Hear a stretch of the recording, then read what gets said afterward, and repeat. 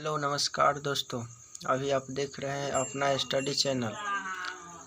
चलिए, आपका दोस्त गणेश कुमार अपने यूट्यूब चैनल में एक बार फिर से आपका स्वागत करता है।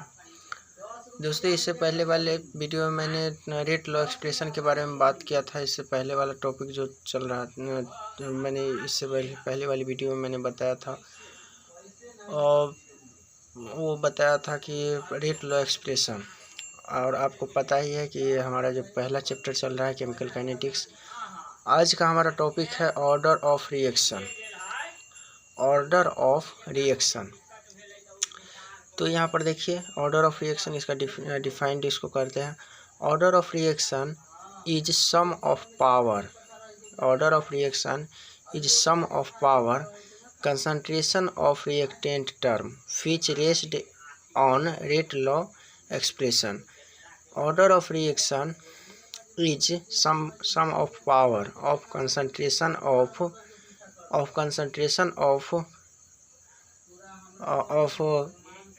reactant term which rest on rate law expression।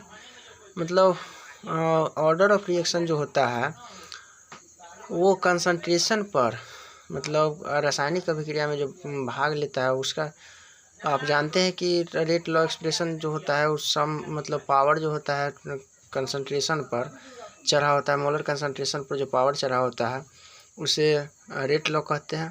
और वही जो पावर जो होता है चढ़ा होता है, उसी पावर को जब हम जोड़ देते हैं, उस पावर को जब हम जोड़ देते हैं तो हमारा ऑर्डर ऑफ रिएक्शन निकल जाता है। जैसे यहाँ पर देखिए ए, यहाँ पर ए है, छोटी ए बड़ी A plus B B C C D D. Rate is directly proportional to the A के पावर एक्स बी के पावर वाई। और आप जानते हैं ना कि रेट जो होता है, ऑर्डर ऑफ रिएक्शन होता है, वो जो होता है कंसंट्रेशन, मोलर कंसंट्रेशन के सीधा समानुपाती होता है। तो यही जो पावर होता है चढ़ा, उसका यहाँ पर rate is directly proportional to the A के पावर एक्स बी के पावर वाई। रेट बराबर के, ए के पावर के हमारा एक कांस्टेंट है, ए के पावर एक्स बी के power Y. Order of reaction जो होगा एक्स के पावर एक्स प्लस वाई। ये दोनों जो पावर जो होता है उसको हम जोड़ देते हैं तो हमारा ऑर्डर ऑफ रिएक्शन निकल जाता है। अभिक्रिया का कोटि होता है, इसको अभिक्रिया का कोटि बोला जाता है। यानी ऑर्डर ऑफ रिएक्शन का मतलब होता है अभिक्रिया का कोटि। कोटि का मतलब हुआ जो होता है पावर, उसको जोड़ना। Order of reaction may be positive number, order of reaction may be positive number, negative number and even fraction. यानी ऑर्डर ऑफ रिएक्शन जो होगा पॉजिटिव संख्या भी हो सकता है, निगेटिव संख्या भी हो सकता है, और फ्रैक्शन मतलब ये भिन्न के रूप में भी हो सकता है। ऑर्डर ऑफ रिएक्शन ये जरूरी नहीं है कि पॉजिटिव ही होना चाहिए, निगेटिव नहीं होगा, लेकिन पॉजिटिव भी होगा, निगेटिव भी होगा, और ये भिन्न भी हो सकता है, यानी बट्टा में भी हो सकता है। अब यहाँ पर देखिए अगला देखिए हमारा रेट कांस्टेंट के। रेट कांस्टेंट के क्या है? रेट कांस्टेंट क्या है? It is proportionality constant. It is proportionality constant when rate of reaction expressed in term of molar concentration of reactant। यानी रेट कांस्टेंट के एक प्रोपोर्शनलिटी मतलब समानुपातिकता नियतांक है।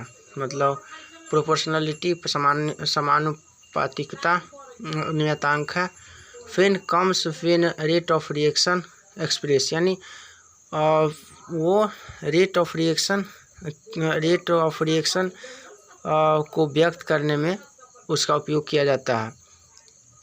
मोलर कंसंट्रेशन मतलब प्रतिकारक के मोलर कंसंट्रेशन के रेट ऑफ रिएक्शन को व्यक्त करने में उसका प्रयोग किया जाता है, मतलब वो आता है।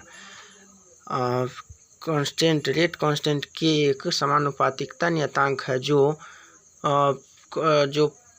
प्रतिकारक के मोलर कंसंट्रेशन के ऑर्डर ऑफ रिएक्शन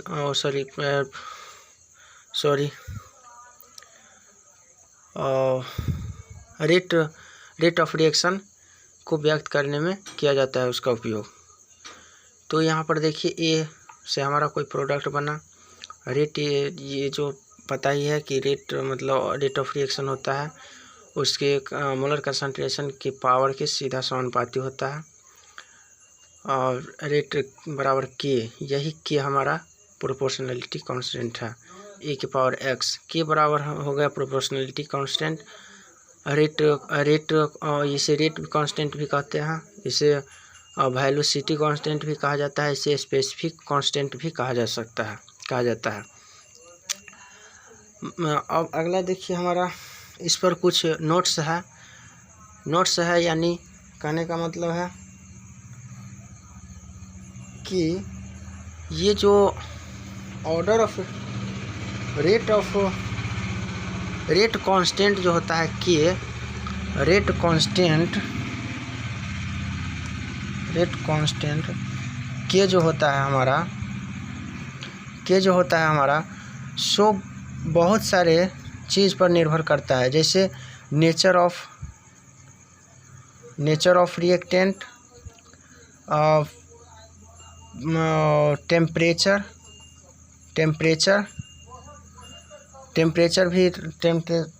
पर भी निर्भर करता है, कैटलिस्ट पर भी निर्भर करता है। यानी टेम्परेचर यदि अलग अलग होगा तो रेट कांस्टेंट का मान भी, ये तो एक संख्या है लेकिन इसका मान बदल जाएगा। यदि अलग अलग ताप होगा तो यदि ताप डिफरेंट होगा यानी टेम्परेचर डिफरेंट होगा तो के का मान बदलेगा। और यदि रिएक्शन में पदार्थ लेने वाले भाग की प्रकृति यानी बनावट उसका बदलेगा तो उसका मान बदलेगा। और कैटलिस्ट जो उत्प्रेरक होता है रिएक्शन में जो भाग लेता है,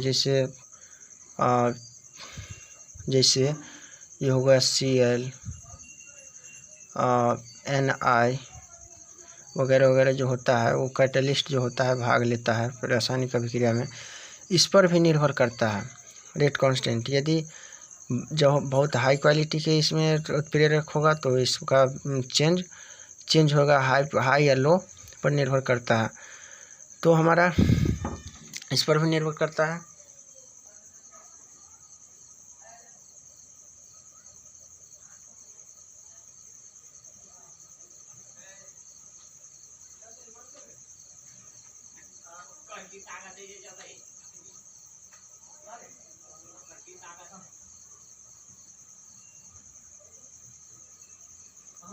और अलग अलग अभिक्रिया जो होता है डिफरेंट